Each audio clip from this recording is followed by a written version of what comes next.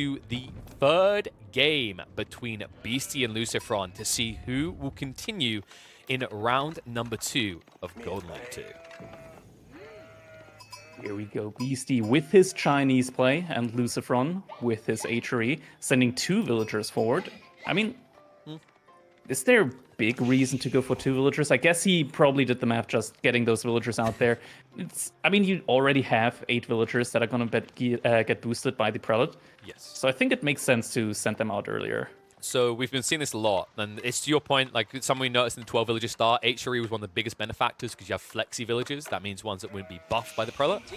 And then by taking 2 out, you can quickly go for double dock. So he's probably already prepping a second dock. With the amount of people he has on wood, he should be able to afford fishing boats out of both of them by minute 2. Yeah, it's roughly around that timing. Wouldn't actually be surprised if he just makes another dock in like the next 10 seconds. It should be as soon as that wood comes in. Yeah, and you can still just keep one person fishing here to ensure you have enough food to just keep pushing villagers. Yeah, food isn't an issue for him. He also had some villagers on sheep. Wait, did he go rack? Oh, yeah, he's going racks. Yeah, he's going for racks. Okay. That's early. Interesting. I mean, he had the flexibility here to either go racks or go for the dock. Now, this is an interesting pivot on the play we saw before because when we saw this in the matchup between Beasty and Vortex, I'm pretty sure Vortex waited until Feudal Age to start pushing men-at-arms. This map layout right now, I'm thinking about it because sometimes Kawasan has a chance to either spawn with like a gigantic woodline in the back, not Kawasan, Holy Island, or a big woodline in the front, and then you have like that big woodline in the back as well. I think this is probably hurting HRE, this kind of spawn, just because you don't have like that huge woodline that you can boost with your Archon, so it's gonna be not as great for him. And Beasty does spot the dock out, does now retreat with his scout. Yeah, it's so hard to I mean, you do have so many villagers gathering wood early on. Also means that you do carve out a path where your villagers are gonna be out of range from the TC, where the spears might potentially. Wait, what? What in the? Okay, so I really don't want to build a mining camp this game. Like, could you tell? I told Beasty about that at some point. Like, sometimes I feel like I don't even want to build a mining camp. I just want to send all of my villagers over to gold and just be done with it on water. Like, it is a long way, in fairness to him. And he's like, I don't really need more gold than this. Just give me my... And it kind of makes sense, right? Because now he's like, okay, maybe I need a Barbican because I need to protect this line because I just saw that there's a men-at-arms play. Or maybe it's just I want to dominate water and this will get me there quicker. Yeah, I mean, this might be setting him up for like a archer ship spam. Definitely not like a sustained war junk or demo ship spam. Just because this did, in theory, cause a lot of idle time. Just the travel time there was pretty massive. I wonder if he did the village jump trick where he like puts his villagers inside of the village and just jumps through, because that does actually save you 4 seconds of travel time with the villagers. Like those 4 tiles actually take like 3.5 seconds. And this is what I'm thinking, like, either you drop the Barbican down this line, or if you want the other wood, you have to drop it there. Maybe he wants to drop the Barbican between the gold and the woods for long-term security. But no, okay, he's just going to play it safe. In fairness, he'll still eventually get the gold now off of taxation this way. Yeah, in theory, you always want to go for that Imperial Academy, just because you're going to be gathering so much wood, and every single drop-off is going to give you 2 instead of just 1 tax. So you're going to get a lot of gold passively from that. And it means that it's really going to start paying off early. And now we also see the Archon coming out here. It's going to be buffing the gold, it's going to be buffing up the majority of the woodline. Is a little bit annoying because there's a lot of buildings around it, meaning that later on in the game, he will probably have to delete some of them if he wants optimal farm placement. Now, an interesting thing you said a little bit earlier is you usually think that the like 4 tree spawn, right, the one that's just fully back, favors HRE more. And I would agree, but I think there's a variance to this, and see if you agree with me.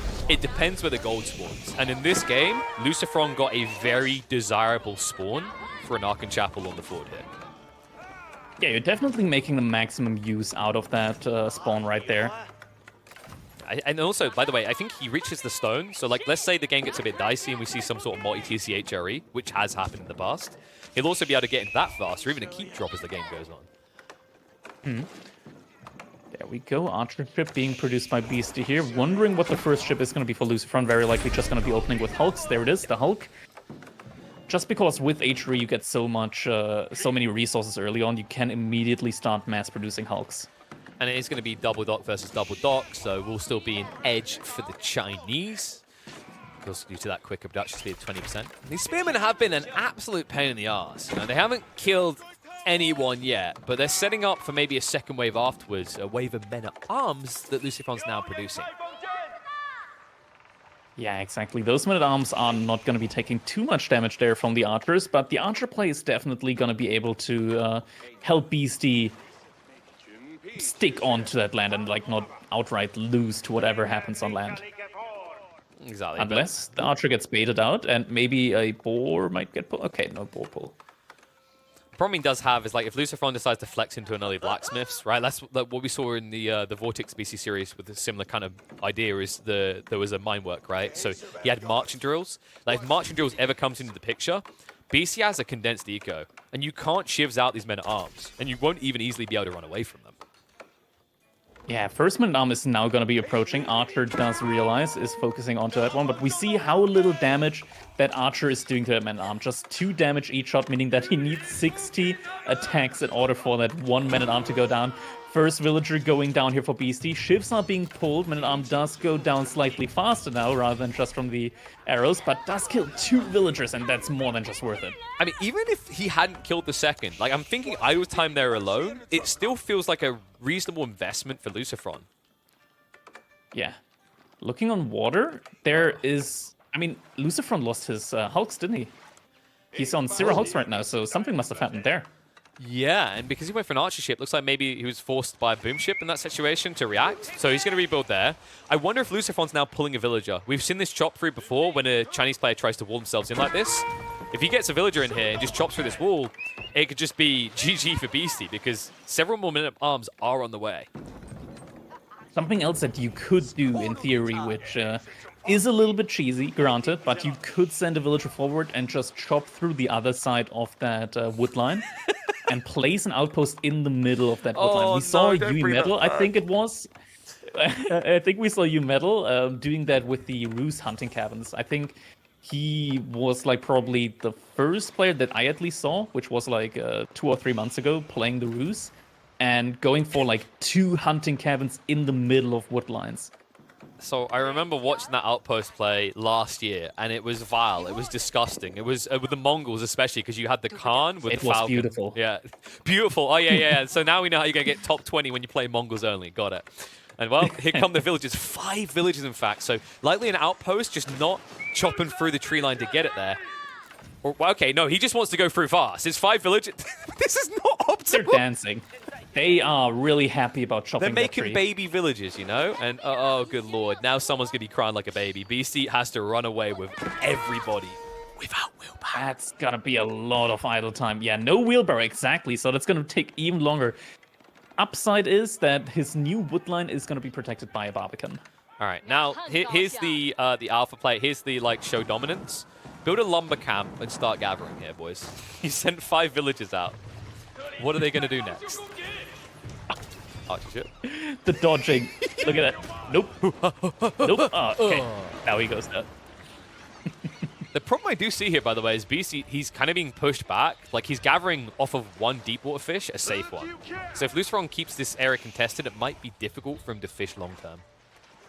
Oh, LucifroN is now adding in a ton of demo ships. He wants to win water. And not just win, he wants to destroy Beasty on water. Now, look at that. This is the timing that I talked about earlier. This is where the HRE still, even though LucifroN invested so much onto the land, they still got so many resources in it to now easily outproduce China for like the first 15 to 20 minutes on water.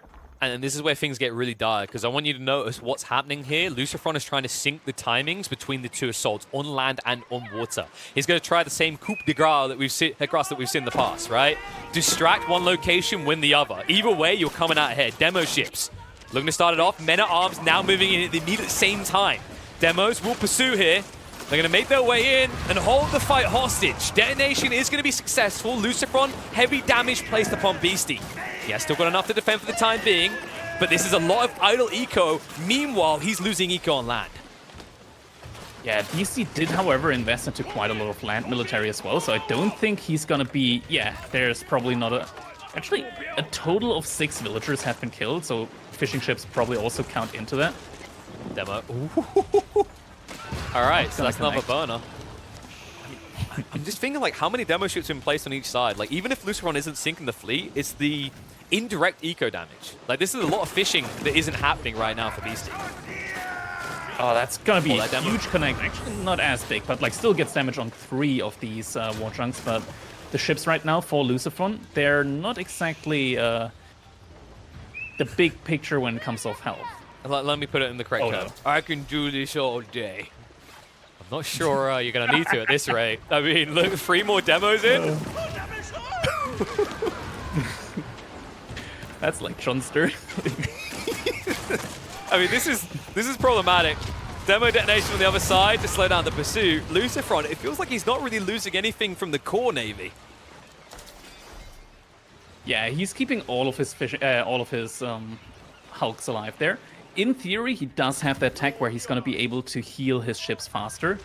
That's probably not going to happen, though, because you usually just pull 1 or 2 fishing ships, you heal your ships up with that, and then you're going to be more than fine.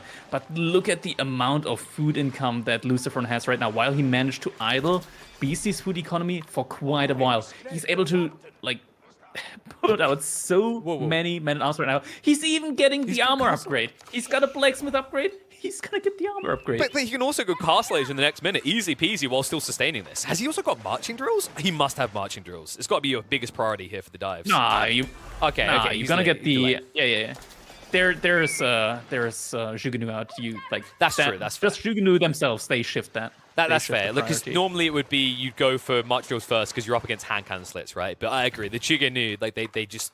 It's too overkill to not get. Like, this undermesh is going to guarantee a tickling 1 damage in bursts of 3. Yeah. All right, there they come. Hello, boys. Did you miss us? We're back again for another part. Yeah, let's burn down that castle. No, guys, come on. Stay focused. It's like me, getting distracted too easily. Oh, water happening again. Wait, all the archers here are going to go down. Yeah, they're all going to go down. Oh, my God. And there's still so many men-at-arms here. This could be devastating. LucifroN's got the 6-year out. He's shooting at his toes, saying, dance, monkey, dance. Beastie is going to lose the entire army. Has to retreat away. Luckily for him, the eco hasn't been stalled on the backside, but he's about to be stalled on water. Look at the corner pinch here. Demo ship pushing in. Maximum obliteration. Boom, shakalaka. Lucy gets the fleet. All of the water is going to go down here, and this is looking really bad for Beastie. All of the water is going to go down. There are 10 hulks right now compared to just 3 war chunks. I don't know how you come back. Beastie does not have the gold income. Yeah, Beastie has no gold income. He can't just produce demos or anything to come back. And Beastie calls it. LucifroN takes the set 2-1. And what a way to do it. It's the Bane. It's his kryptonite. Time and time again, we're seeing this. It's not just why can't Beastie do it? It's how does LucifroN and Vortex do it so consistently? They feel like the true kings of Holy Island. These synchronized attacks are just absolutely destroying. Absolutely incredible. I feel like maybe Beastie could have probably gone for, like, instead of going for those archers and all of those Jugunu, maybe just get some more outposts with hand cannon placements. I feel like that usually completely stops any men-at-arm raids, just because a single Barbican still takes like half a minute in order to kill a single man-at-arm. But yeah, LucifroN just attacking on so many fronts at the same time. Absolutely incredible. It's also the understanding of his timings, right? Like, a little bit overkill with the 5 villagers because half of them weren't working, but the understanding that he needs to be through those lines quickly. He needs to be on top of the eco. He needs to keep idling out. Identifying small things like the lack of willpower that will prevent an easy migration for Beastie. All these small things that just add up and make the mile for LucifroN to make it look so simple and so dominant just several minutes later. Yeah, this was just absolutely incredibly played here from LucifroN. Just the APM needed to keep up all of these attacks on so many different angles and just vastly out-microing Beastie like that. I mean, we know the memes about Beastie. Like, his APM is sick. He has a lot of micro, and even he was not able to keep up with that multi-pronged attack from